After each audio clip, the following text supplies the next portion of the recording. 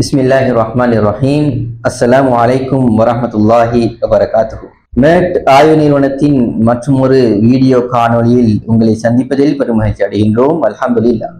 இன்றைய வீடியோ தொடரிற்கு பிரதம அதிதியாக கலந்து சிறப்பித்துக் கொண்டிருக்கின்றார் டாக்டர் இர்ஷாத் மஷூத், விசேட வைத்திய நிபுணர், கம்யூனிட்டி மெடிசின். அஸ்ஸலாமு அலைக்கும் வரஹ்மத்துல்லாஹி வபரகாத்துஹு. வைத்தியரே, வலைக்கும் அஸ்ஸலாம் வரஹ்மத்துல்லாஹி வபரகாத்துஹு. இன்றைய சமூகத்தில், இன்றைய காலகட்டத்தில் ஆய்வு என்றாலே மிகவும் அரிதான ஒரு விஷயமாக தான் காணப்படுகின்றன. யாரும் ஆய்வு செய்ய முன் வருவதும் இல்லை, அதற்கான முயற்சிகளை எடுப்பதும் இல்லை. அந்த வகையில் டாக்டர் அவர்களே, ஆய்வு என்றால் என்ன, அது சம்பந்தமான ஒரு சிறிய அறிமுகத்தை தரலாமா? ஆம், நீங்க ஏற்கனவே சொன்ன மாதிரி ஆய்வுகள் என்றாலே ஒரு அலர்ஜி அல்லது அது செய்யறது எங்க சமூகத்துல மிகவும் கஷ்டமான ஒரு விடயம்னு நினைச்சிட்டு இருக்கிறாங்க. ஆய்வுகள் என்றால் ஆய்வு ஒரு குறிப்பிட்ட கேள்விக்கான அல்லது குறிப்பிட்ட பிரச்சனைக்கான சொல்யூஷனை தேடுறது அல்லது விடயத்தை என்றது ஆய்வுகள் என்றது. ஆய்வுகளின் ஊடாக நாங்க செய்யறது குறிப்பிட்ட கேள்வியை நாங்க சொல்றோம் ரிசர்ச் குவெஸ்சன் சொல்லி, அதுக்கான பதில தேடுற ஒரு மெத்தடத்தான் நாங்க சொல்றோம் ஆய்வு. அந்த ஆய்வின் ஊடாக அது குறிப்பிட்ட பிரச்சனைக்கு எங்களுக்கு பதிலை தேடலாம். அது சிஸ்டமேட்டிக் வேலை செய்யலாம். அது நாங்க சொல்லுவோம் நவீன துறையில ஒரு சயின்டிபிக் பேசிஸ்ல ஒரு பதிலை தேடுவதை நாங்க சொல்லுவோம் ரிசர்ச் அல்லது ஆய்வுகள் என்று. இலங்கையை பொறுத்தவரையிலே பல் இனத்தவர்கள் வாழ்கின்ற ஒரு நாட்டிலே பல இனத்தவர்கள், பல கம்யூனிட்டி, கிட்டத்தட்ட முஸ்லிம் சமூகத்தில் மாத்திரம் 3500 பள்ளிவாதைகள் இருக்கின்றன. எமக்கு இந்த கம்யூனிட்டி பேஸ்ட் அல்லது கிராமங்கள் வாரியாக ஆய்வுகள் செய்யலாமா?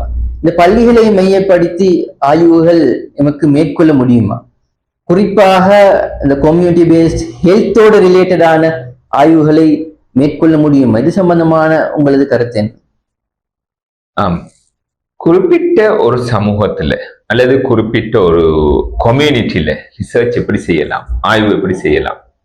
நாங்க ஆய்வுன்னு நினைக்கிற நேரம் சாஜித், ஒரு பிரச்சனை ஒன்று இருக்குது. என்னன்னு சொன்னா, அந்த குறிப்பிட்ட ஒரு கிராமத்துக்கு போனா அந்த கிராமம் ஃபுல்லா மொத்தம் சனத்தொகையிலும் நாங்க ஆய்வு செய்யணும் என்றும், மொத்த சனத்தொகையும் எடுத்து தகவல்களை திரட்டணும் என்றும் ஒரு நாங்க சொல்லலாம் மித்தன்னு சொல்லி அப்படி ஒரு இது ஒண்டிக்குது. உண்மையிலே ஆய்வுகள்ன்றது அப்படி ஒரு மிகவும் கஷ்டமான ஒரு விஷயம் அல்ல, மிகவும் இலேசான விஷயம். அது நாங்க சொல்லுவோம் என்னன்னா சாம்பிள் சைஸ்ன்னு சொல்லி. சாம்பிள் சைஸ்ன்னு சொன்னா ஒரு குறிப்பிட்ட ஆய்வுக்கு இத்தனை சாம்பிள் சைஸ்ல நாங்க செஞ்சா அந்த சாம்பிள் சைஸினூடா மொத்த பாப்புலேஷனும் எங்களுக்கு ரிஃப்ளெக்ட் ஆகும்.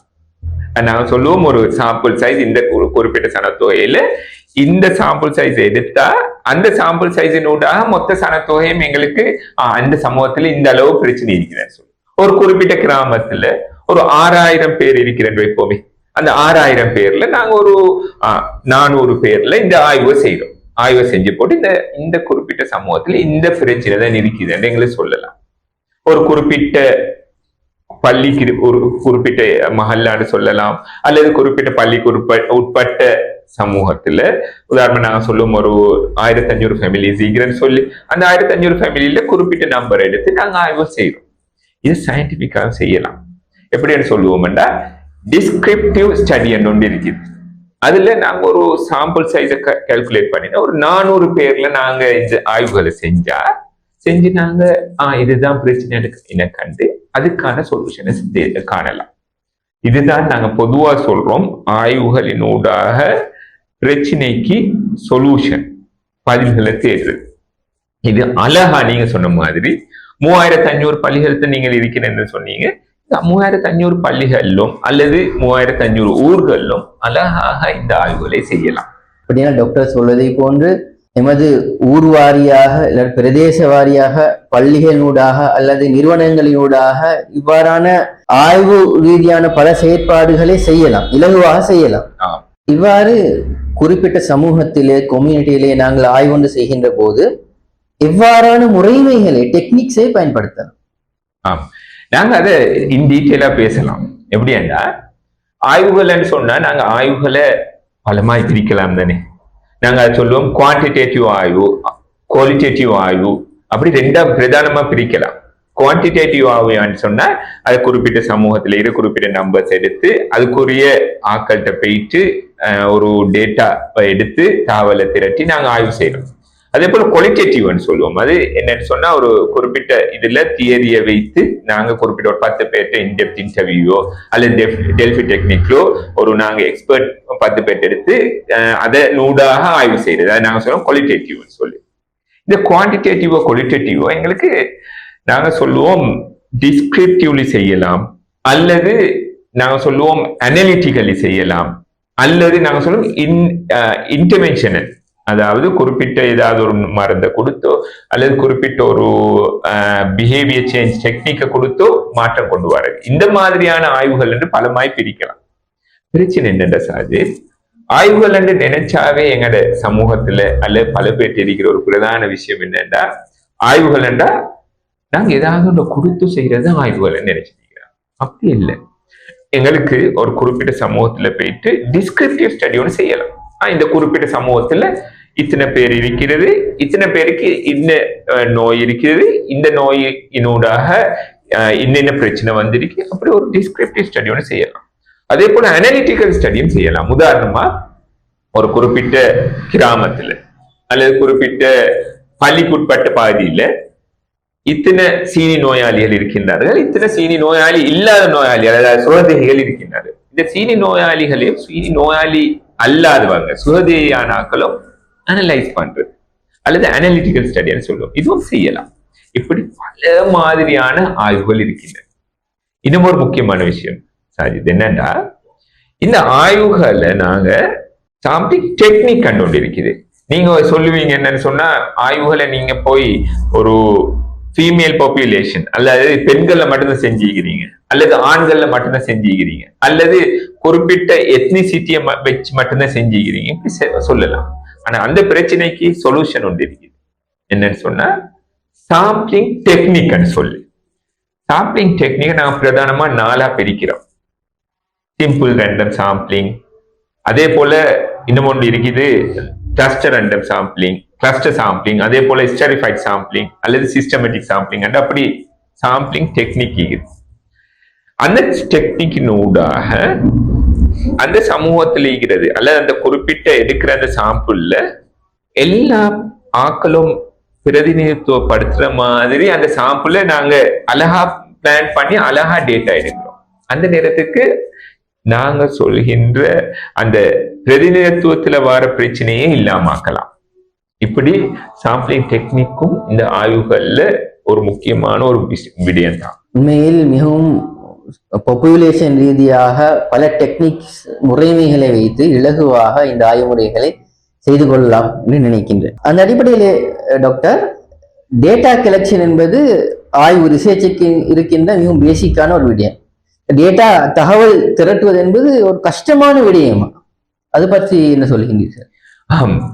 என்னோட நிறைய பேர் காய்ச்சிக்கிறாங்க, டாக்டர் இப்படித்தானே ஒரு ஊர்ல போயிட்டு ஆய்வு செய்யறேன்னு சொன்னா அது எப்படி டேட்டா கலெக்ட் பண்ற பெரிய பாப்புலேஷன் ஒன்று இருக்கு, அதே போல செய்யறது கஷ்டம்.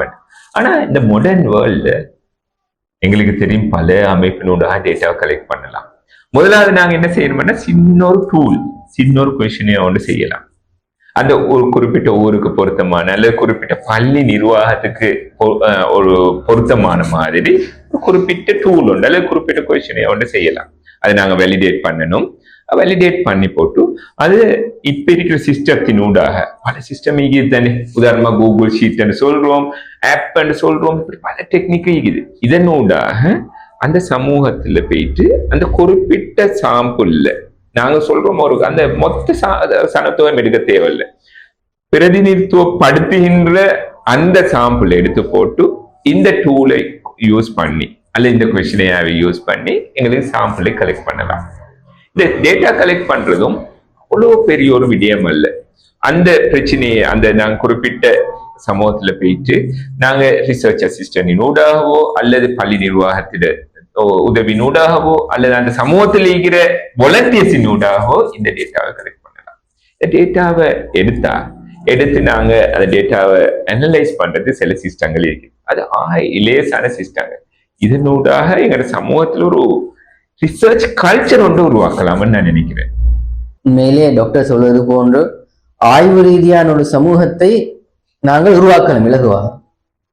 உண்மையில் டாக்டர் அவர்களே, ஆய்வு இந்த கம்யூனிட்டி பேஸ்ட் ரிசர்ச் என்பது தேவையான ஒரு விடயமா, அது பத்தி என்ன சொல்றீங்க?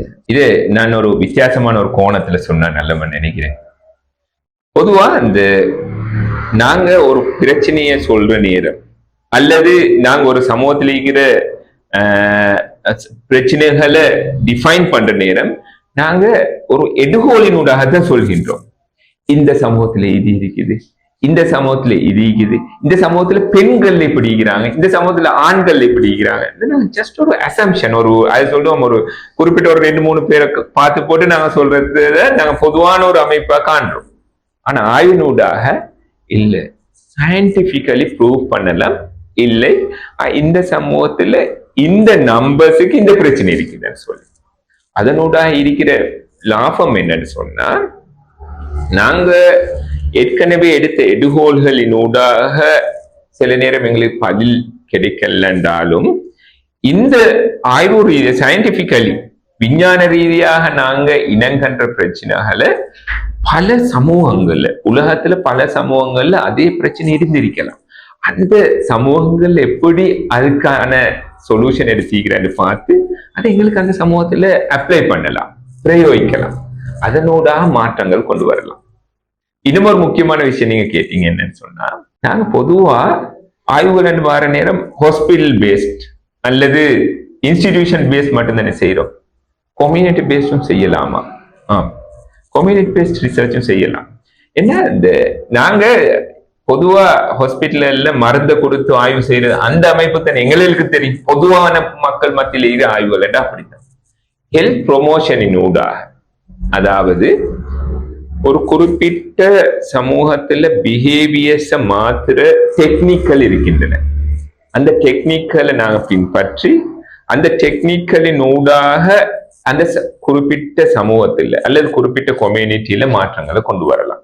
அதைத்தான் நாங்க சொல்றோம் கம்யூனிட்டி பேஸ்ட் ரிசர்ச் சொல்றோம். அப்படியாயின் டாக்டர் அவர்களே, இந்த ஹெல்த் ப்ரொமோஷன், இந்த கம்யூனிட்டி டார்கெட் பண்ணி ஹெல்த் ப்ரொமோஷன் ஆய்வுகளூடாக இவ்வாறான மாற்றங்களை இலங்கை சமூகத்தில் கொண்டு வரலாம்? மிக சிறந்த கேள்வி சாஜித் பிரதரு.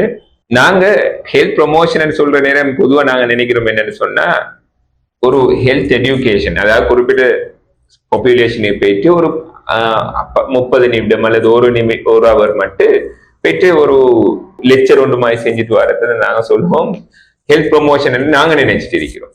ஹெல்த் ப்ரொமோஷன்ன்றது அப்படி அல்ல. ஹெல்த் ப்ரொமோஷன் சொல்றது ஒரு குறிப்பிட்ட சமூகத்துல அந்த பிஹேவியர்ஸை நாங்க எப்படி மாத்தலாம் என்ற ஒரு அமைப்பு இருக்குமே, அதுக்கான எல்லா டெக்னிக்கலும் உள்ளடங்களாக சொல்றதுதான் நாங்க சொல்றோம் ஹெல்த் ப்ரொமோஷன். அதுல அட்வொகசி என்று வரும், மீடியேஷன் என்று வரும், எனேபிள் என்று வரும், அந்த சமூகத்தை எம்பவர் பண்றது எப்படின்றது எல்லாம் வரும். நாங்க அதை ஆய்வினூடாக செய்யலாம். எப்படின்னு சொன்னா, ஒரு குறிப்பிட்ட சமூகத்துல போயிட்டு அந்த சமூகத்துல குறிப்பிட்ட நபர்களை எப்படி எம்பவர் பண்றேன்னு பார்த்து அந்த எம்பவர் பண்றதினூடாக அந்த சமூகத்துல மாற்றங்கள் வருதான்னு சொல்லி எங்களுக்கு ஆய்வு செய்யலாம். அல்லது ஒரு 2 பள்ளி ஏரியாவை எடுக்கிறோம், ஒரு பள்ளியில இந்த எம்பவர்மெண்ட் என்ற இந்த ப்ரோக்ராம செய்யறோம், இன்னும் ஒரு ஏரியால ஒன்று செய்யாம விட்டுடுறோம். இந்த எம்பவர் பண்ற அந்த சமூகத்தில் எப்படி மாற்றங்கள் வாரன்னு எங்களுக்கு பார்க்கலாம். அந்த டெக்னிக்க எங்களுக்கு அதுல சக்சஸ் ஆகினா எங்களுக்கு அதே டெக்னிக்க மற்ற பள்ளிகளிலும் எங்களுக்கு இம்ப்ளிமெண்ட் பண்ணலாம் அல்லது பிரயோகிக்கலாம். இதைத்தான் நான் சொல்றோம் இந்த ஹெல்த் ப்ரொமோஷன் டெக்னிக் நூடாக சமூக மாற்றங்களை கொண்டு வரது என்று. ஆம், உண்மையில் ஆய்வு ரீதியாக ஒரு சமூகத்தை உருவாக்குவதற்கு மேட் ஆய்வு நிறுவனம் தயாராக இருக்கின்றது. இந்த ரிசர்ச் சம்பந்தமான வீடியோ காணொலிக்கு வருகை தந்து மிகவும் அழகாக எமக்கு கருத்துக்களை தெரிவித்த விசேட வைத்திய நிபுணர் கம்யூனிட்டி மெடிசின் மற்றும் research expert doctor Rishad Masood அவர்களுக்கு எமது மனமார்ந்த நன்றிகள். ஜஸாக்குமுல்லாஹ் ஹைரன் குல்லல் ஜஸா.